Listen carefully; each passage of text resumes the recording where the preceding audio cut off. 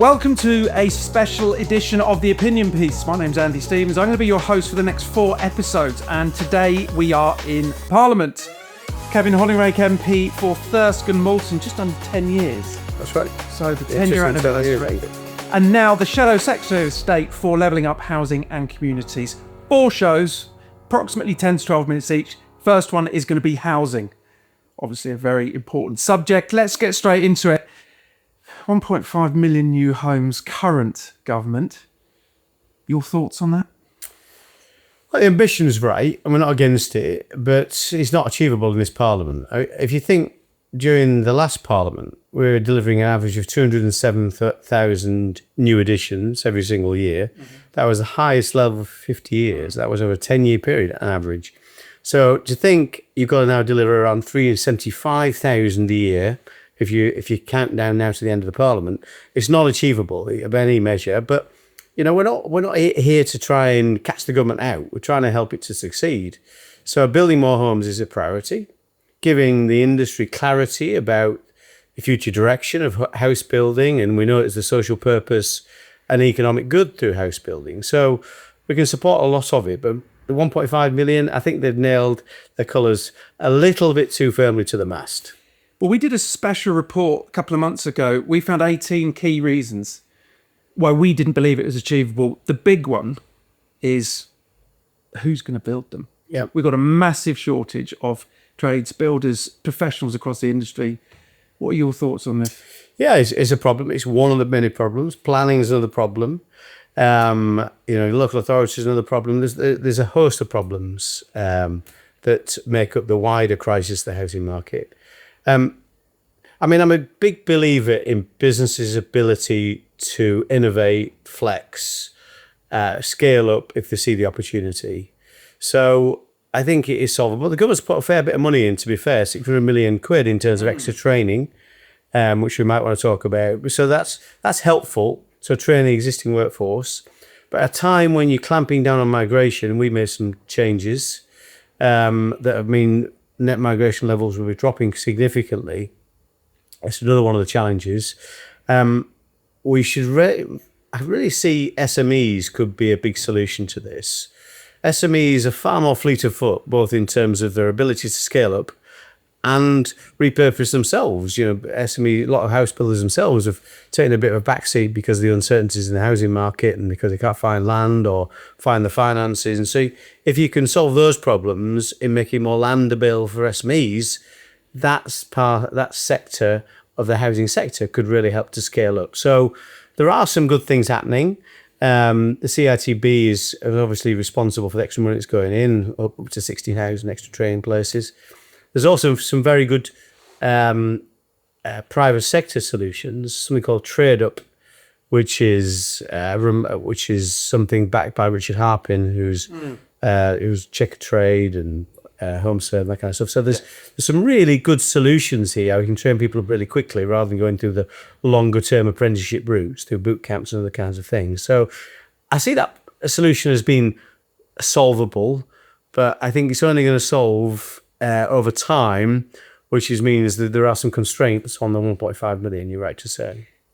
Well, I think my personal opinion is I love the industry. Been in it since the late 80s. Wonderful, wonderful career. Really enjoyed it. I think we've almost got to take a step back and look at where we are. We've got to fix what we've got. We've got record numbers leaving, aging workforce, obviously huge problems around mental health and well-being of workers.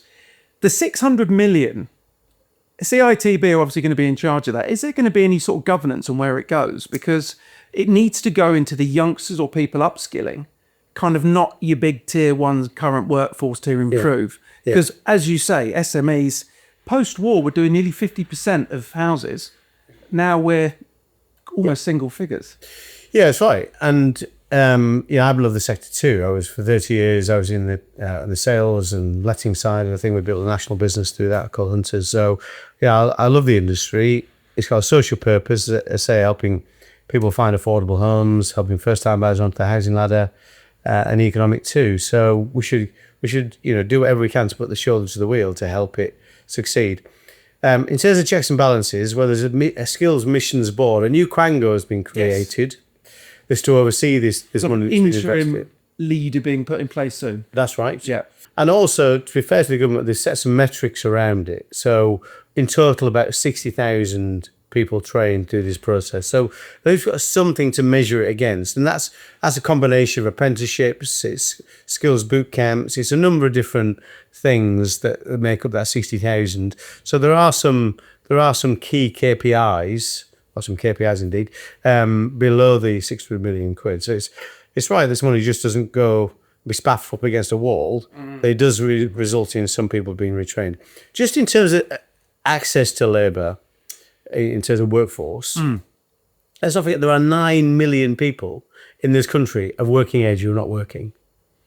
So, and about 3 million of those because of long-term sickness, some of which will be mental health, which I know we want to talk about on a future occasion.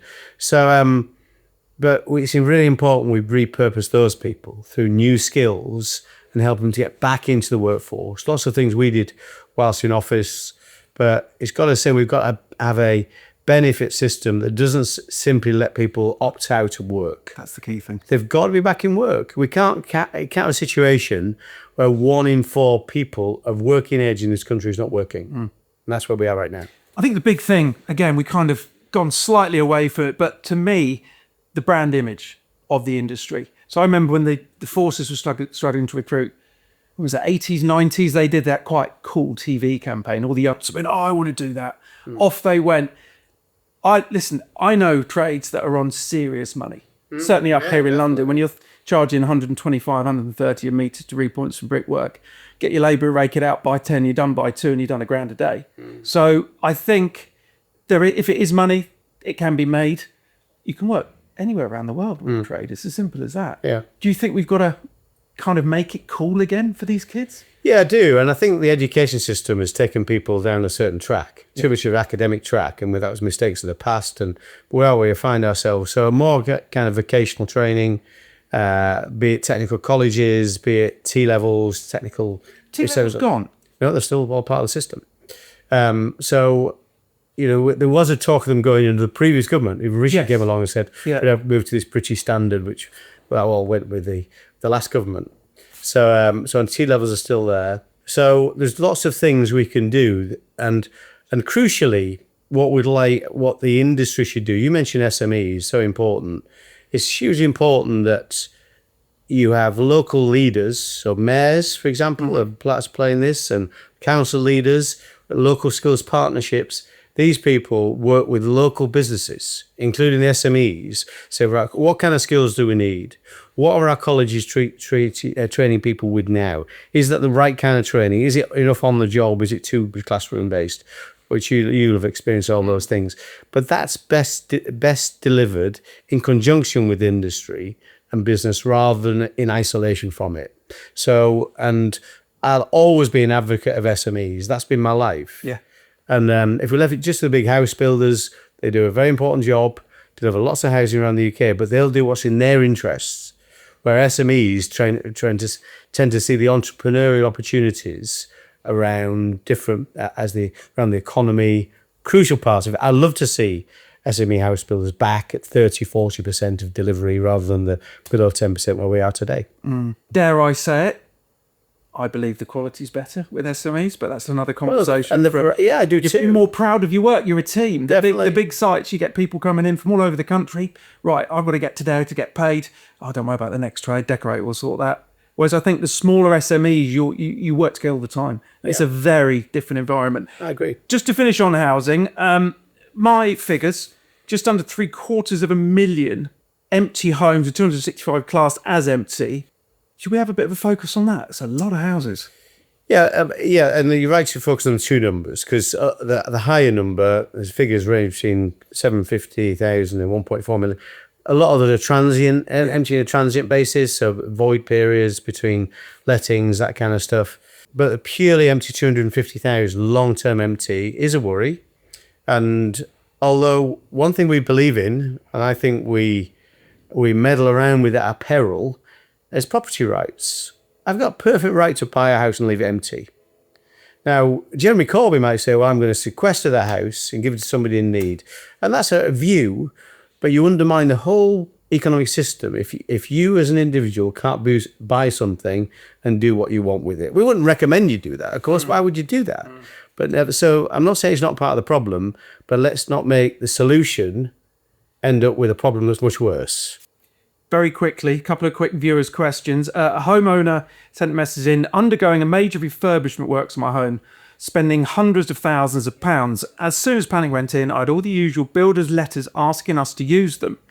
Why can't the government use this as an opportunity to inform homeowners of the available grants, as I had no idea there were any I could apply for? Yeah, interesting point. And I mean, it's an easy kind of thing for me to say, I suppose, but if anybody's looking for any grants for anything, be it a business looking for some support to recruit people, or it's a homeowner wanting to renovate their home, go to your local authority. That's where all the government, all the interventions, all the financial opportunities in terms of grants exist.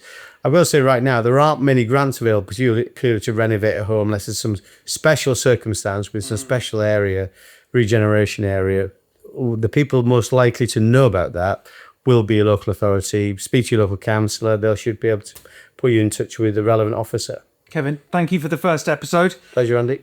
Next episode, number 2, we're going to be looking at industry competence and its governance.